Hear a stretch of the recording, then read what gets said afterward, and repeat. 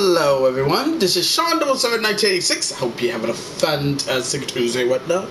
Well, this one takes a goddamn dark turn.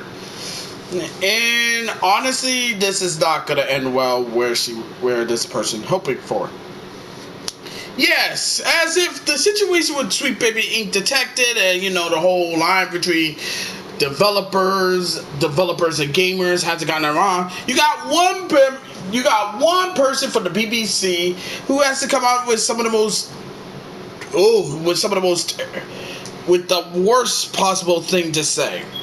Yes, the BBC has to come in there, and it's gaming presenter Jules Hardy, who decided that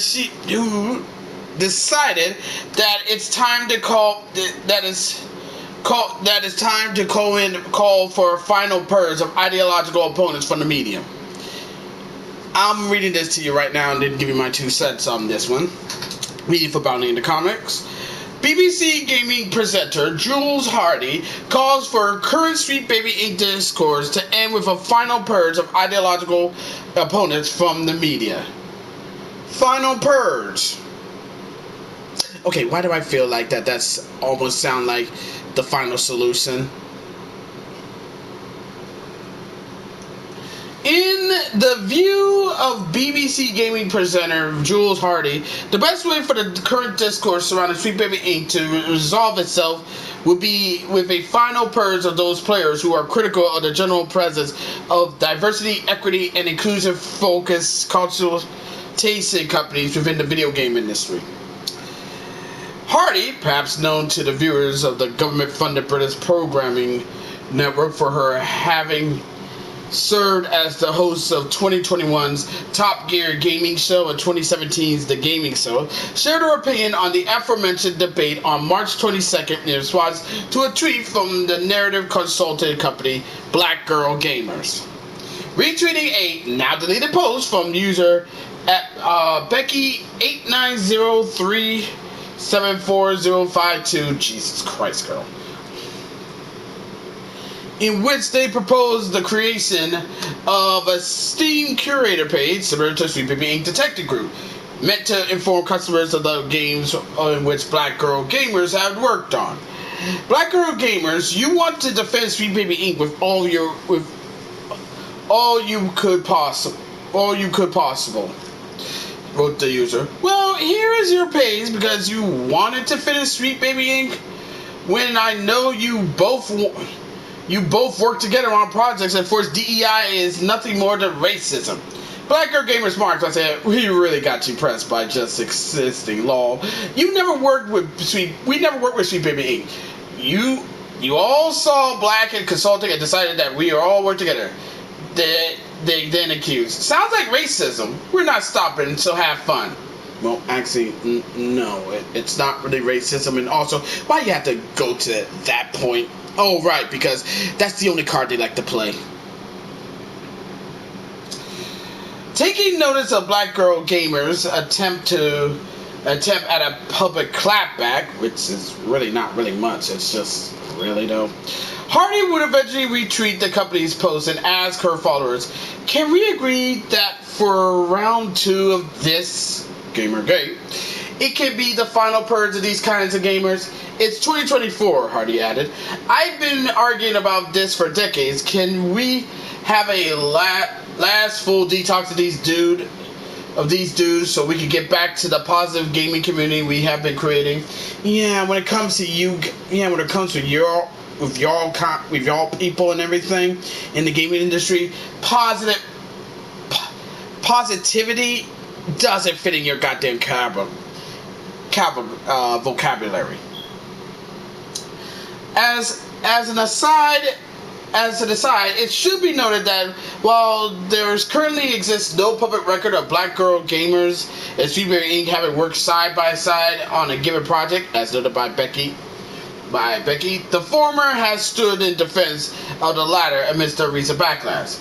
Asked by a supporter of March 6 to refrain from engaging with YouTuber The Ackman, very late discovery regarding Sweet Baby Inc.'s actual region operations, the company official account asserted, and I quote, "Honestly, we've been doing this for years and trolls always come, but for us, it's not necessarily about feeding them. It's about showing an opposite narrative because sometimes non-American companies and agencies will go online, see one perspective theirs, and take it as gospel.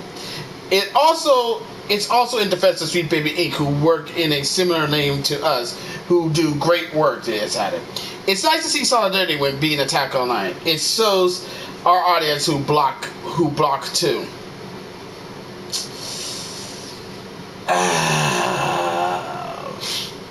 Fuck.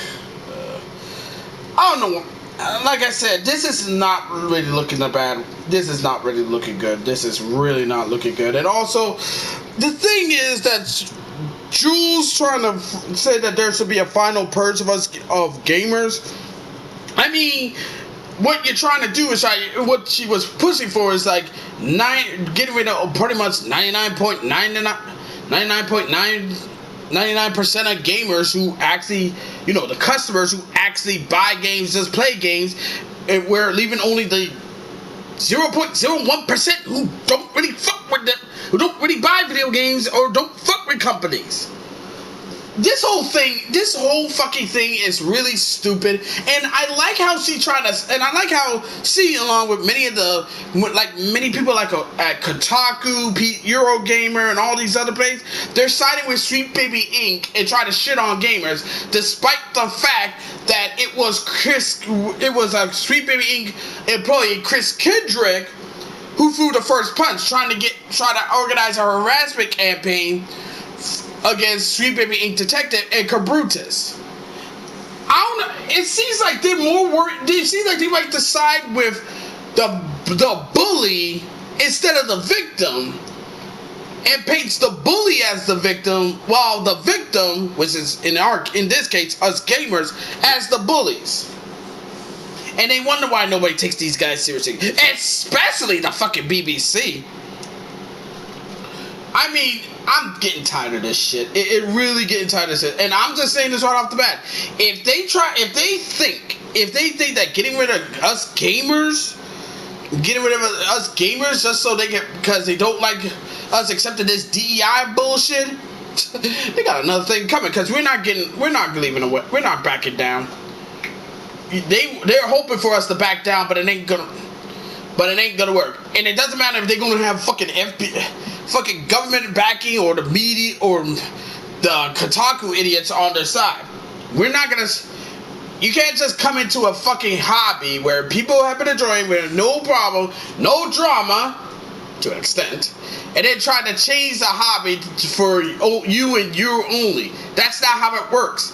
That's not how anything works. And also, here's a big question that I'd like to ask Jules and everyone who thinks diversity, how DEI is good in narrative stuff. If it's so good, then why come stuff that was in it, like Marvel movies, DC movies, comic books, been failing in the box office and in stores? If it's so good, then why come those fail? Yeah, that's what the fuck I thought. That's what the fuck I thought. And also Microsoft, I know this is gonna be, I can't believe I'm actually saying this, but Microsoft, they really fucking themselves on this one, because oh sweet, gotta check that out. Spirits Unleashed has been fully updated. But for Microsoft, yeah, they're getting fucked right now, because apparently they're now put out a new guideline to developers to not make curvy female characters in gaming, because it's somehow bad for some reason. Yeah, it's not looking pretty good for Xbox, and I feel like they're gonna fuck. The only reason why the only thing I'm gonna do is just gonna buy me some games on my 360 before the store shuts down. But after that, man, Xbox, you're fucked on this one. You're fucked on this one. And I feel like people need to learn. I feel like these morons in these game devs and these game dads and Kotaku and all these other people need to learn. You can't talk shit and talk down to gamers and expect to get away with it. Of course they're gonna, and you can't get mad at them when they speak up, when they start to speak up, fight back, or vote with their wallets. Cause here's the thing. You can get rid of them. You can get rid of all the gamers who doesn't agree with you, and that's all well and good. But don't expect to think that the 1%, the guys who have their pronouns in their bios or waving their flags and all that, or down for the cause and everything, who cares about you, don't expect them to buy your shit. I'm sorry, but it's just, I'm sorry, but you can't, this whole, modern audience crap, it doesn't exist. And you can't force people you really can't force people to buy and accept whatever bullshit politics you try to force down people's throats. That's not how it works. And you can get mad at people all you want. You can't force this shit. In all this, you try to say that representation matters. You're right. Representation does matter. I'm gonna give you. I'll agree with you on that part. Representation does matter, but there's a difference between natural representation and forced representation.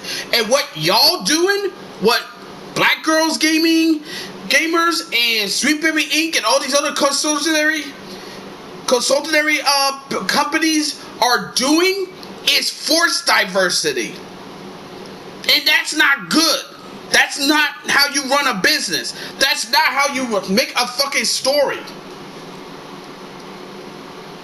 But y'all gonna keep, like I said, the way y'all acting like this and the way you get devs to do this, y'all gonna keep fucking around until the people who you shit on is gonna walk away from y'all.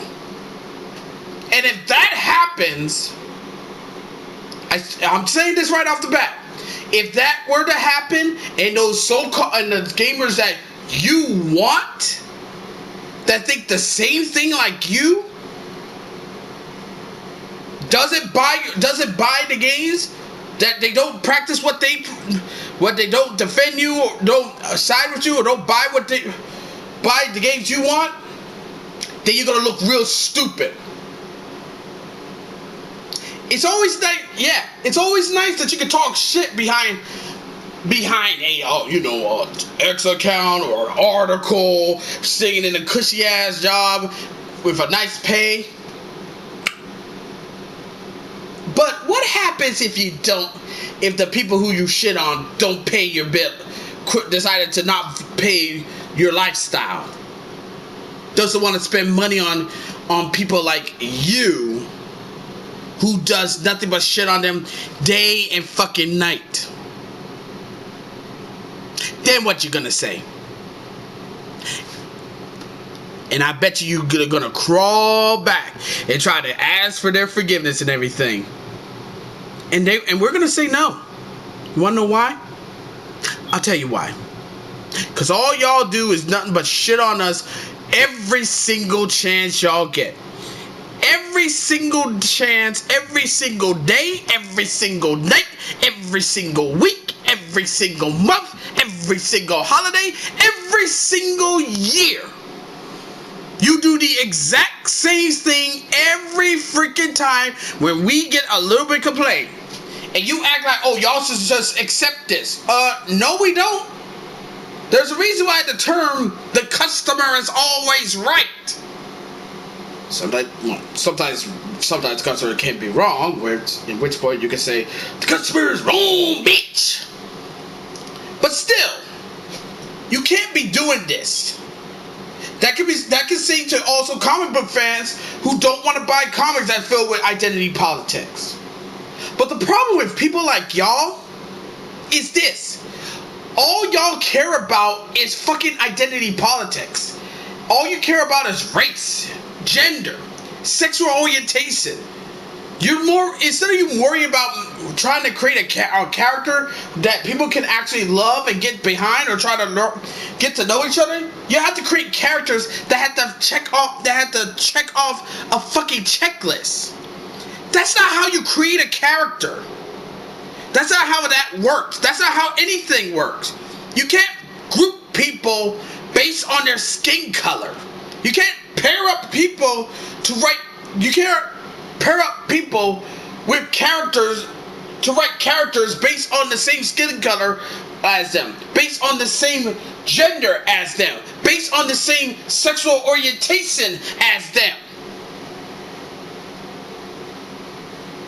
That's not how it works. There's a reason why creativity is something. Okay, so a white person managed to create a black character, but managed to write a really cool black character. Or a woman creating a white male who's actually a really cool white male, or a really cool white male villain. All y'all do is just grouping people based on their race. And also when it comes to hiring people, instead of you hiring people who's best for the job, you're more focused on hiring people based on their race. You hire people of color, which is, well, by the way, that phrase is fucking racist as fuck, to be honest, and I find that fucking offensive to me. But you don't want to hire non-colored people who just want to get into the industry. How the fuck you tell me that's racist? And also, y'all don't want to hire a white straight male writers or game devs. That's racist and sexist too.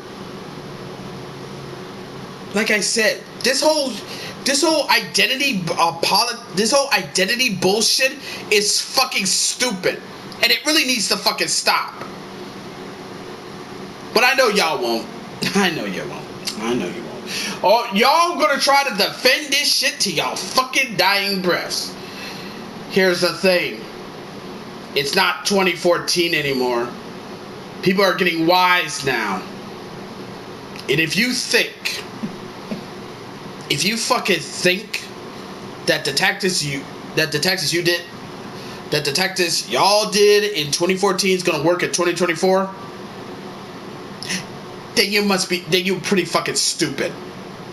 Cause no one ain't gonna buy for this bullshit. And besides, if there's something happens on Purge from this bullshit, that's cool. I can always buy retro games. You know, I have money.